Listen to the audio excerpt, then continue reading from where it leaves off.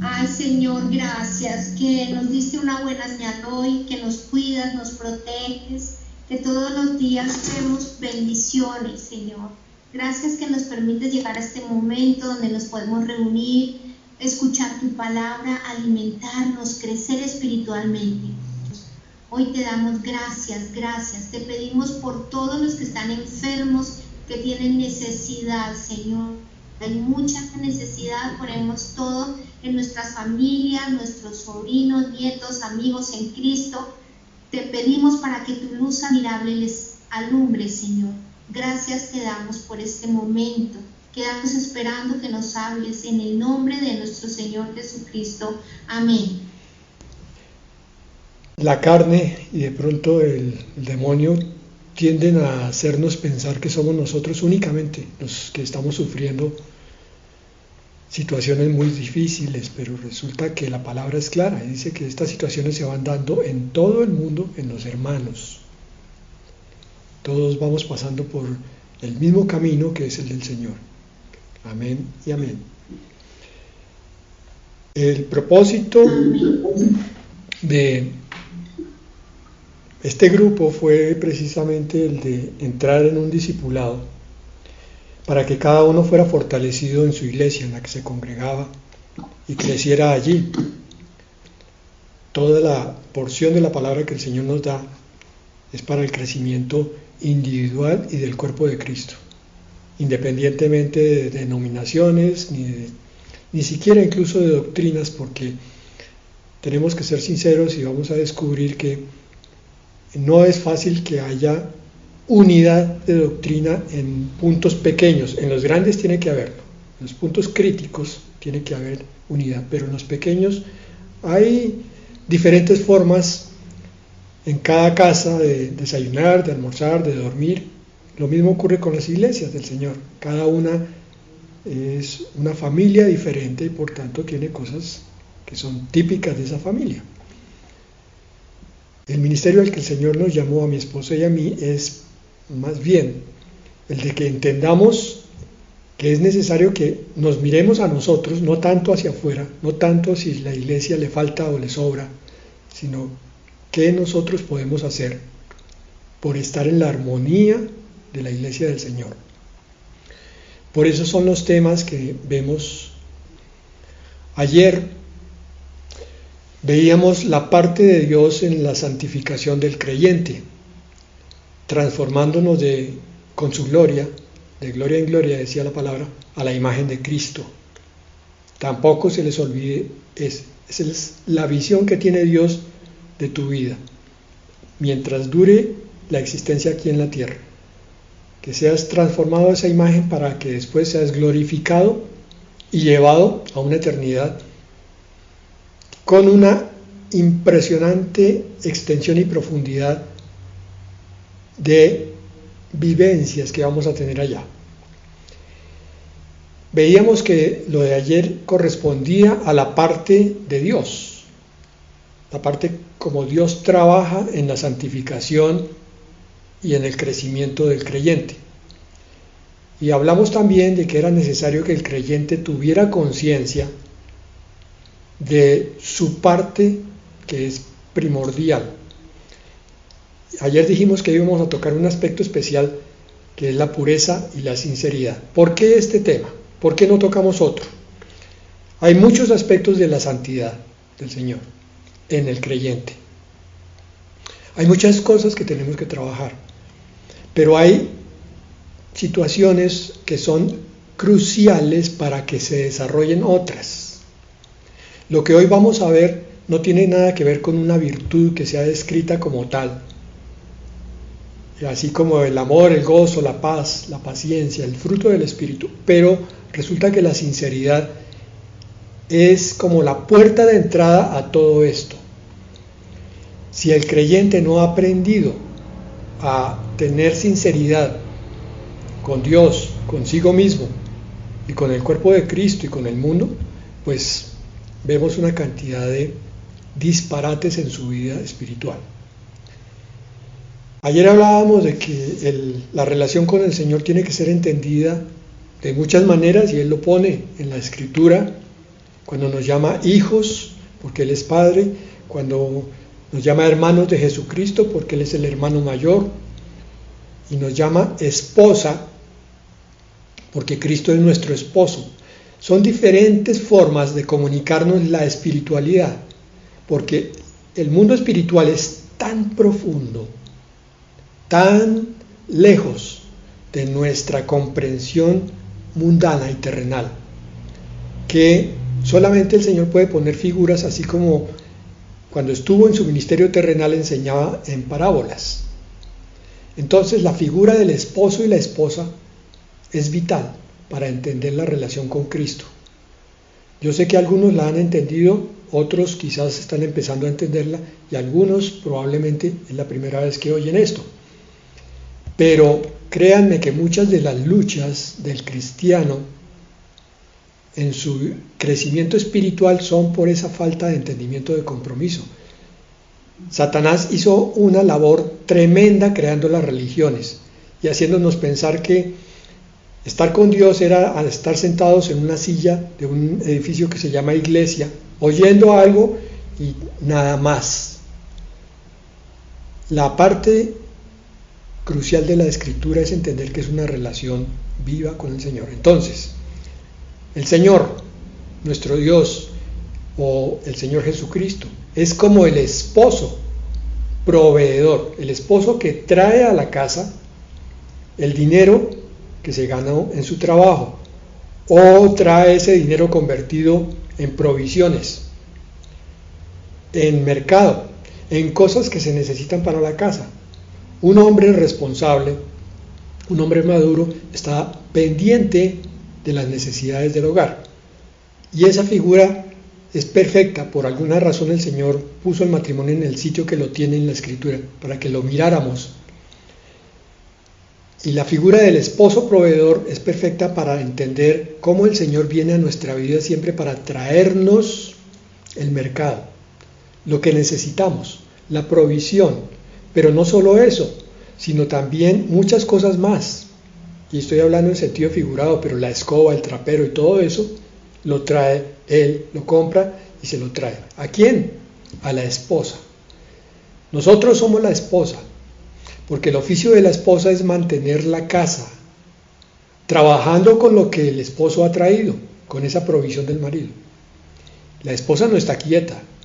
La esposa es, en algunos casos, incluso más activa que el esposo. Puede que no espiritualmente. No se puede decir que la iglesia trabaje más que Cristo, pero materialmente sí. La mujer entiende mejor esta figura que estoy tratando de transmitir. El propósito es que entre ambos, esposo y esposa, construyan un hogar de amor y de paz.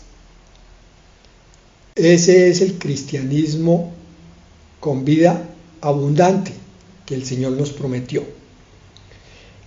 Mirando un poco la palabra del Señor, hay un pasaje hermosísimo para las mujeres y para los maridos que valoran a las mujeres, que es Proverbios 31, a partir del versículo 10, todos lo conocemos como mujer virtuosa. Y esto nos da una idea de lo que debe ser el creyente. Mujer virtuosa, ¿quién la hallará? Porque su estima sobrepasa largamente a la de las piedras preciosas. Saltemos al versículo 12. Le da ella bien y no mal. ¿A quién? A su esposo. Todos los días de su vida. Busca lana y lino y con voluntad trabaja con sus manos. La iglesia no es una figura estática, sentada oyendo. La iglesia es un ente orgánico cuya cabeza es Cristo y es muy activa, debe serlo, aunque no necesariamente en cosas materiales, sí también, pero ojo con eso, a veces la iglesia se enfoca en cosas muy materiales y se olvida de las espirituales. Aquí nosotros, aunque no somos iglesia en la figura externa, somos congregación porque estamos 2 o más reunidos en el nombre del Señor Jesucristo, o sea, somos iglesia. Y por tanto debemos trabajar, lo que quiere decir que ustedes y yo, todos estamos trabajando para el crecimiento mutuo, que es lo que decía al principio. El discipulado es que crezcamos cada día en el entendimiento de qué es ser cristianos. Dice Proverbios 31:15, se levanta aún de noche y da comida a su familia y ración a sus criadas, alimento. Una iglesia activa es la que está repartiendo alimento continuamente, lo decíamos ayer, a los hijos primeramente, a los vecinos conocidos y a los desconocidos después. Bueno, esa iglesia así es la iglesia que está creciendo en discipulado y es la iglesia que se está preparando en santidad para la venida del Señor. Ese ha sido el mensaje después de la pandemia. Mirábamos ayer, entonces, la parte que le correspondía al creyente, una de las partes, dijimos, que es la sinceridad. En el Salmo 24, versículo 3, el Señor, después de haber mostrado que el sufrimiento tiene un propósito, en el Salmo 22, que Él está cuidando nuestro crecimiento, en el Salmo 23, ahora viene y nos muestra la promesa de la vida eterna, la promesa del milenio, a partir del versículo 7 que leímos ayer, y entre el versículo 3 y el 6 nos dice quién estará en ese sitio. ¿En cuál? En la eternidad, en el milenio y en el lugar santo aquí en la tierra mientras estamos en el reino de Dios, en el reino de los cielos. Recuerden ustedes que el Señor Jesucristo le dijo: el reino de Dios se ha acercado y está en medio de vosotros. No dirán helo aquí o helo allá, sino que estará en medio de vosotros. Y más adelante el Señor dice: Cristo en vosotros, esperanza de gloria. Y más adelante dice: ustedes son el templo del Espíritu. Todas son figuras para darnos a entender que el Señor va a morar dentro de nosotros y que nosotros vamos a morar dentro de Él en un momento cuando esa santidad empieza a ser una cosa real. Entonces dice así: ¿quién subirá al monte del Señor? El monte, como figura alta, es el sitio donde reina la majestad de Dios. El monte de Sión es el lugar donde está Jerusalén, lugar físico, pero el lugar espiritual es el lugar de la ciudad amada, desde donde va a gobernar el Señor, la nueva Jerusalén. El monte es también la figura donde sube el hombre para recibir las cosas de Dios. Moisés tuvo que subir al Sinaí. Y nosotros hacemos esa figura cuando nos acercamos a la comunión con Dios. Nos apartamos del mundo, apagamos celulares, toda distracción la dejamos de lado y vamos a buscar la cercanía con el Señor. Subimos al monte. Entonces, ¿quién sube a la comunión con Dios? ¿Quién subirá al milenio? ¿Y quién subirá a la eternidad? ¿Y quién estará en su lugar santo? Versículo 4. El limpio de manos y puro de corazón. Aquí tenemos que entender varias cosas. Limpio, en la palabra que se usa en el arameo y el hebreo, es inocente y es puro. Entonces, por dos veces, el versículo 4 dice: ¿quién es el limpio y quién es el puro? O sea, el inocente. Y la inocencia tiene que empezar por salir del pecado, por entregar el pecado para ser limpiado. Es lo que hicimos cuando recibimos al Salvador y es lo que hacemos cada día cuando confesamos nuestros pecados delante de Él. Ahora, aquí viene una dificultad. En el mundo estábamos acostumbrados a justificarnos. Cuando hacíamos algo mal, desde pequeñitos, y venía la mamá o el papá a decir: ¿qué pasó aquí? Inmediatamente buscábamos cómo inventarnos una disculpa, porque veníamos con el pecado en la carne, que fue el mismo que ejercieron Eva y Adán cuando pecaron. No, yo no fui, fue él. Esa costumbre es dura de romper y tenemos que entenderla cuando llegamos a la vida espiritual. El Señor valora la inocencia, la limpieza, la pureza, o sea, la sinceridad. ¿Y cuándo empieza uno a ser sincero? Cuando empieza a entender que hay una lucha entre la carne y el espíritu, que está descrita en varios pasajes. El más grandioso de todos es Romanos capítulo 7 y Romanos capítulo 8, esos dos. Romanos 7 es la lucha de la carne y Romanos 8 es la vida en el Espíritu. Pero hay más. Juan 3, cuando el Señor se encuentra con Nicodemo, Nicodemo va a buscarlo, el Señor le dice, os es necesario nacer de nuevo. Otra figura para decirnos, ustedes tienen que acercarse a Dios con una visión nueva, un corazón nuevo, una intención nueva. ¿Y quién puede hacer eso? Pues obviamente Dios. Lo que es nacido del Espíritu, Espíritu es. El nacimiento espiritual de la nueva criatura es un milagro que Dios hizo en ti hace varios años, pero que tiene que manifestarse con el desarrollo que tú permites que se le dé a esa criatura nueva que se convierte en el hombre nuevo o en el hombre espiritual o el hombre interior. Diferentes nombres para la misma entidad, o sea, el espíritu del hombre. En Gálatas 5, 16 al 18, dice así, para aclarar este conflicto. Digo pues, oigan bien, anden por el Espíritu y no cumplirán el deseo de la carne. Este pasaje es crucial, es vital para entender la santidad y la espiritualidad y cómo abandonar el legalismo, que fue una característica de nuestros primeros años cristianos casi con toda seguridad. Y es la característica de algunos cristianos que habiendo nacido en el Espíritu regresan a la carne y se van a la ley.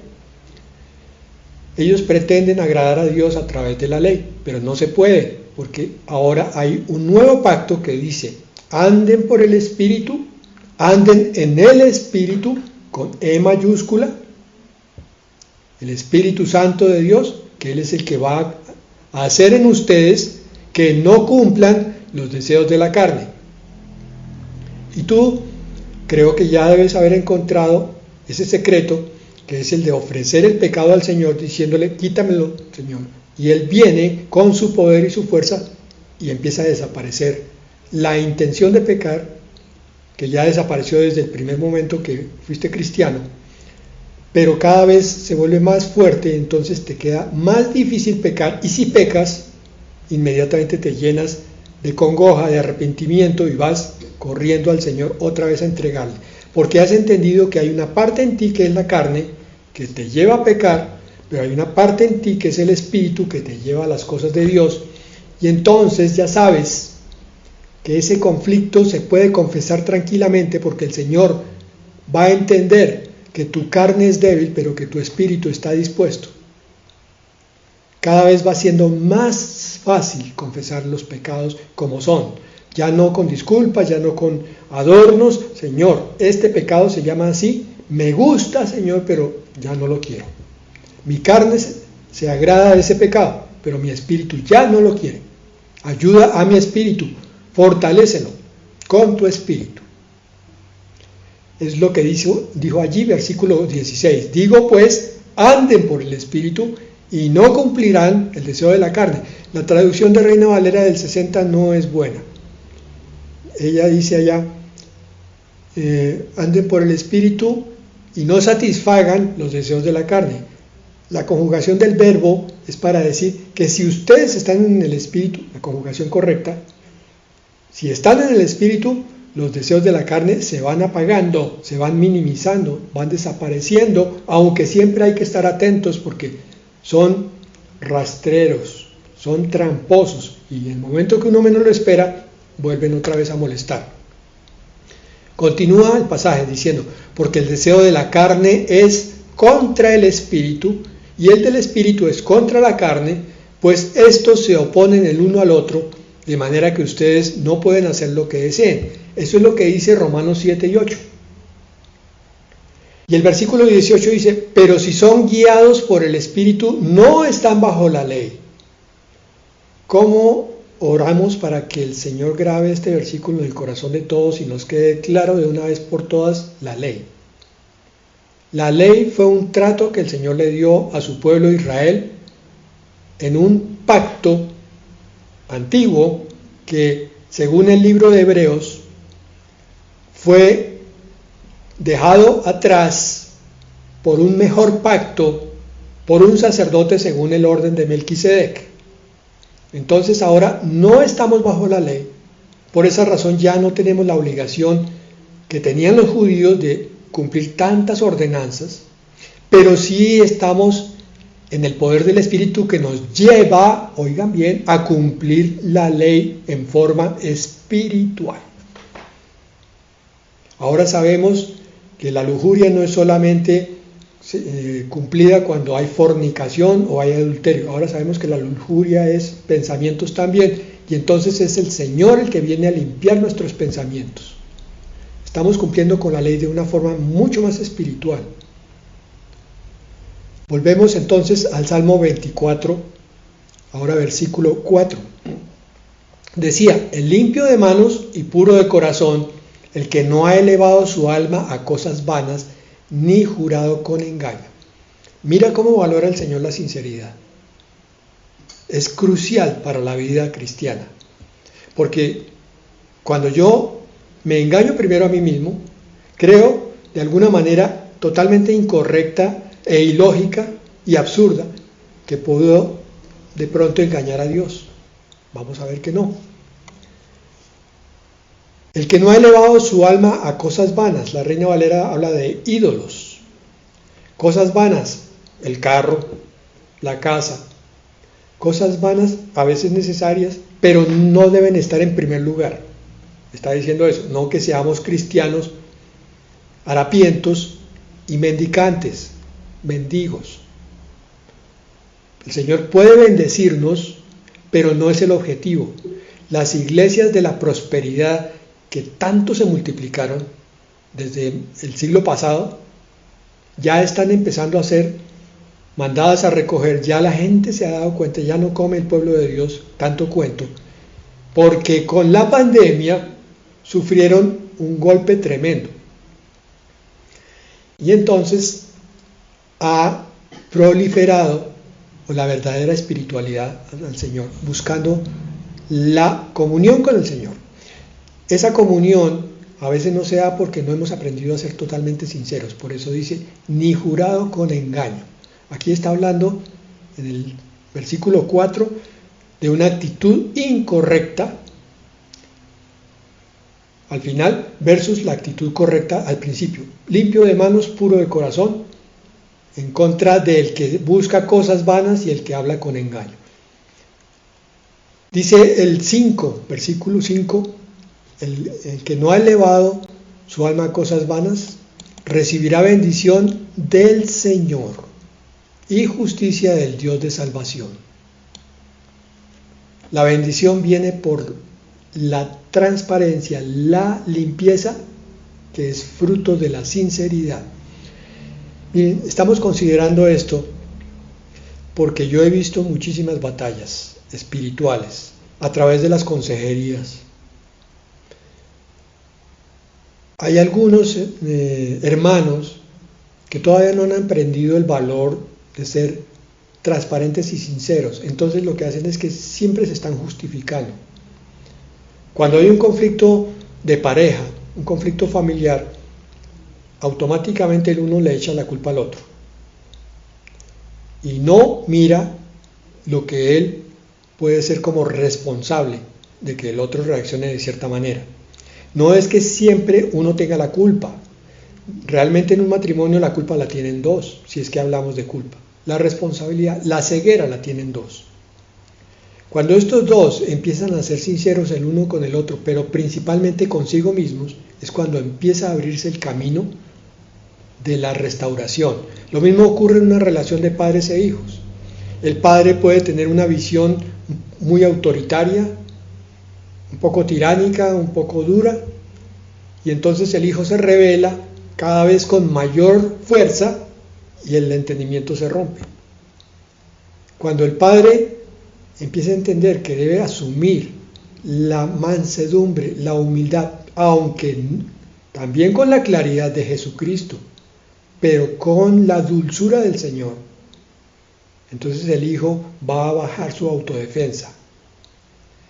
Las relaciones interpersonales se empiezan a dañar porque no hay sinceridad en las cosas, en muchos aspectos. Salmo 24, 6. Tal es la generación de los que le buscan, de los que buscan tu rostro, oh Dios de Jacob. La generación limpia y sincera, que debe ser esta. El Señor está limpiando cosas en la iglesia, porque Él ya viene por su iglesia. Y empezó con la pandemia para sacar cosas que estaban muy mal en la iglesia del Señor. Y sigue sacando. Y uno de nuestros papeles en este tiempo de santidad que el Señor nos está permitiendo es precisamente asumir la necesidad urgente de ser sinceros con Dios. Mateo 5:8 lo dice de esta manera: bienaventurados los de limpio corazón, porque ellos verán a Dios. Si ustedes toman la parte, digamos que material de este versículo, o la parte dogmática y teórica, uno está entendiendo que los que son transparentes y sinceros, un día, cuando se encuentren con el Señor, lo verán. Pero si ustedes toman la parte espiritual de este versículo, van a entender lo siguiente: son muy bendecidos, bienaventurados los que son sinceros, transparentes y limpios en su corazón, porque ellos pueden ver a Dios en su día a día, en el alimento que les llega, en el amor de su familia, en las diferencias de temperamento que hay en una familia. Fulano tiene un genio un poquito más zafado, bueno, entonces procuramos no molestarlo con ciertas cosas para que no pierda su paciencia y peque. Y empezamos a ver la paz de Dios. La sinceridad es un requisito sine qua non para tener una comunión con Dios. Y aquí entonces recordamos a nivel de sensibilidad espiritual a María, la hermana de Lázaro, cuando estaba a los pies de Cristo. ¿Qué está haciendo María? Se despojó de absolutamente todo. Todo lo que era externo a ella, todo lo que era mundano, para ir a beber de la fuente. Y lo que yo veo ahí es un corazón absolutamente limpio, transparente. Y lo mismo ocurre con la otra María, María Magdalena, que está acompañando a la tercera María, la madre de Jesús, en la cruz. María Magdalena fue liberada de espíritus inmundos y después siguió al Señor con un corazón totalmente entregado y comprometido con Él. Y el tercer ejemplo que usamos es el de Juan, el discípulo amado, con su cabeza recostada en el pecho del Maestro. Yo creo que todos los que están oyendo esta palabra son corazones buscadores de Dios, son corazones que no solamente se contentan con la forma externa del cristianismo, sino que están necesitados, están urgidos, están sedientos de un encuentro directo y continuo con su Señor. Por eso vale la pena considerar hoy que es importantísimo ser absolutamente sinceros con el Señor, continuamente, para disfrutar de esa comunión continua con Él. Bienaventurados los de limpio corazón, porque ellos están viendo a Dios y lo verán. La sinceridad es la cualidad de estar sin fingir nada, sin engañar, sin hipocresía. Las personas sinceras tienen honestidad y sus palabras no tienen significados con dobles mensajes. Una cosa dicen, otra hacen, hoy dicen una cosa, mañana dicen otra. Están libres de chismes, están libres de halagos o de adornos. Y la Biblia da un gran valor a la sinceridad. La transparencia y la sinceridad se basan en que el creyente confía en Dios. en que Él arregla todo para bien, en que Dios tiene un tiempo para todo y en que es Él el que paga a cada uno conforme a sus obras. Entonces yo no tengo que andar poniendo una cara que no es, simulando otra que tampoco es, sonriéndole a alguien que me ofendió en forma forzada o poniéndole la mano en el hombro en forma hipócrita, porque lo que estoy haciendo es que estoy entendiendo que esa persona que me maltrató va a recibir de Dios algo, una dirección, una corrección, un trato. Entonces, yo solo confío en Dios y ya puedo acercarme a esa persona sin el rencor, sin el deseo de venganza y sin la necesidad de yo quedar bien. Porque si el Señor quiere humillarme a mí, amén, que me humille, porque a su debido tiempo me exaltará. Si el otro me está mirando por encima del hombro, es problema de él, no es problema mío. Entonces yo no tengo que simular nada. Pero la mentira, la hipocresía, el engaño, se basa en que el hombre arregla o quiere arreglar todo con sus recursos, diciendo una frase que no es, tomando una actitud que no es, porque no confía en Dios. Por tanto, este pecado es gravísimo. La sinceridad tiene que ser una batalla diaria para perfeccionarla, esa pureza, esa transparencia. Es tan gratificante estar en la presencia del Señor. Espero que todos lo hayan sentido. Nos llena tanto de vitalidad espiritual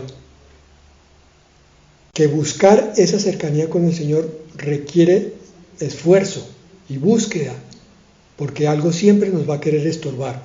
Si no es el demonio, el diablo poniéndonos estorbos, entonces es nuestra carne poniéndonos la pereza o el afán o el estrés o un pecado no confesado, la falta de sinceridad con Dios. Entonces yo digo que una vez que el creyente ha sentido una vez o dos la comunión con Dios, quiere volver a sentirla otra vez. Y por eso es que tiene que trabajar continuamente por esa santidad y esa perfección. La santidad que causa el Espíritu Santo, pero que Él facilita o obstaculiza. Por eso Romanos 12:9 dice, el amor sea sin fingimiento, amor sincero, amor transparente, aborrecer lo malo y seguir lo bueno. Creo que todos sufrimos en algún momento de nuestra vida el engaño de alguien que creíamos que nos amaba y vino el engaño y vino el desengaño después. El amor sin fingimiento es una seguridad que uno puede tener en Cristo. Y no hay nada más hermoso que encontrarse con un hermano que uno sabe que es transparente, que es limpio, que es sincero. Se acerca uno a él con confianza. No tiene que andar a la defensiva de nada. Lo mismo dice la primera de Timoteo 1:5. Pues el propósito de este mandamiento es el amor nacido de corazón limpio y de buena conciencia, una conciencia limpia, y de fe no fingida. Yo me pregunto qué fue lo que quiso decir el Señor cuando allá en el Evangelio dice, y cuando el Hijo del Hombre venga, hallará fe en la tierra. Sí, Señor, mira las iglesias cómo están de llenas. ¿Será fe sincera la que está llenando nuestras sillas? ¿Será que nosotros estamos siendo sinceros con Dios todas las veces? Lucas 12, versículos 1 al 3. En esto, juntándose por millares la multitud, tanto que unos a otros se atropellaban, comenzó a decir a sus discípulos primeramente, enseñanza del Señor, guardaos de la levadura de los fariseos, que es la hipocresía. ¿Qué era lo que pasaba? Que los fariseos conocían la palabra, la recitaban, se la predicaban a otros, pero ellos tenían una doble vida. Una, la que aparentaban delante de los demás, y otra, la vida privada, íntima. El Señor habla de que la levadura de los fariseos es algo que contamina, porque cae en uno y empieza a crecer y cae en otro. Es por eso es que es tan importante el buen ejemplo como creyente que yo tengo que darle a mi hermano que está a la izquierda y al que está a la derecha, porque sin querer yo lo puedo contaminar cuando no soy sincero y cuando empiezo a decir unas cosas y después empiezo a hacer otras. Versículo 2, y aquí la cosa se pone un poco más complicada, porque nada hay encubierto que no haya de descubrirse, ni oculto que no haya de saberse. Esto va a ser para vergüenza de muchos, que cosas que hemos hecho después salgan a la luz. Y este ha sido precisamente el tiempo de los escándalos, de esas religiones que se creían lo mejor del planeta, y del mismo cristianismo. Creyentes y ministros de Dios que han quedado en evidencia, porque el Señor ha empezado a sacudir las potencias de la tierra y del cielo, para que quede lo verdadero. Versículo 3, por tanto, todo lo que habéis dicho en tinieblas a la luz se oirá, y lo que habéis oído en los aposentos se proclamará en las azoteas, se gritará. Esto es tremendo porque significa que nuestra vida tiene que ser completamente transparente, porque lo que tratamos de tapar puede ser descubierto o va a ser descubierto. Y esto produce inquietud interior y produce temor de Dios. Proverbios 6, 16 al 19. 6 cosas aborrece el Señor, y aún 7 abomina su alma: los ojos altivos, la lengua mentirosa, el corazón que maquina pensamientos inicuos, los pies presurosos para correr al mal, las manos derramadoras de sangre inocente, el testigo falso que habla mentiras y el que siembra discordia entre hermanos. De estas 7 cosas, 2 corresponden al engaño: la lengua mentirosa y el testigo falso. Pero si ustedes se colocan en el Espíritu y miran otra vez la palabra, van a descubrir que finalmente todo es un engaño. Los ojos altivos, ¿qué es? El orgullo, ¿qué es el orgullo? Una serie de mentiras. Esa persona se cree que es mejor que el resto, se cree sus propias mentiras. El corazón que maquina pensamientos inicuos, trata de engañar a los demás que él es medio bueno, pero en el fondo está buscando el mal, engaño. Los pies presurosos que corren al mal, pues yo no he visto todavía que los delincuentes se hagan entrevistar por los periodistas diciendo: yo maté a 3 personas y robé 5 locales. De alguna manera ellos tratan de esconderse, otra vez mentiras. Todas las 7 características que abomina el alma del Señor, dice la palabra, son en el fondo mentira. Es por eso que la mentira es tan grave, porque finalmente está detrás de la mayoría, sino de todos los pecados. Y no solo allí, sino que en el libro de Apocalipsis hace esta aclaración en Apocalipsis 21:8. Pero los cobardes e incrédulos, los abominables y homicidas, los fornicarios y hechiceros, los idólatras y todos los mentirosos tendrán su parte en el lago que arde con fuego y azufre, que es la muerte segunda. Hermano, si tú ya estás viviendo en la verdad, porque ya entendiste esto hace tiempos, ahora llega el momento de que tú ministres de esta verdad en tu casa, a tus hermanos, a tus hijos. Terminamos con 2 cositas. Solo cuando aplicamos la sinceridad a nuestra búsqueda de Dios y de su justicia es que agradamos al Señor. Jeremías 29:13. Reciban con el corazón esta belleza de palabra. Y me buscaréis y me hallaréis, porque me buscaréis de todo vuestro corazón, con toda la intención, con toda la fuerza y con toda la sinceridad. ¿Te has preguntado eso? Yo lo hago con frecuencia. Señor, ¿estoy caminando contigo como tú quieres? ¿Estoy disfrazando algo delante de ti, Señor? ¿Estoy hablando tu palabra con transparencia? ¿Lo que tengo que ministrar de tu palabra realmente corresponde a mi vida práctica? ¿Lo que yo estoy enseñándole a otros, yo lo vivo? Entonces eres bienaventurado. Y dice la palabra que verás a Dios, que lo estás viendo. Y por último, podemos caer en la falta de sinceridad al convertirnos en expertos en terminología, culturas, actividades cristianas externas, mientras estamos lejos de Dios en nuestros corazones. Y lo dice Mateo 15, 8 y 9. Este pueblo de labios me honra, mas su corazón está lejos de mí. Pues en vano me honran, enseñando como doctrinas mandamientos de hombres. Si tú quieres estar pegado a la doctrina del Señor, a la que es, a la correcta, si quieres trazarla bien, el camino más directo es la sinceridad delante del Señor.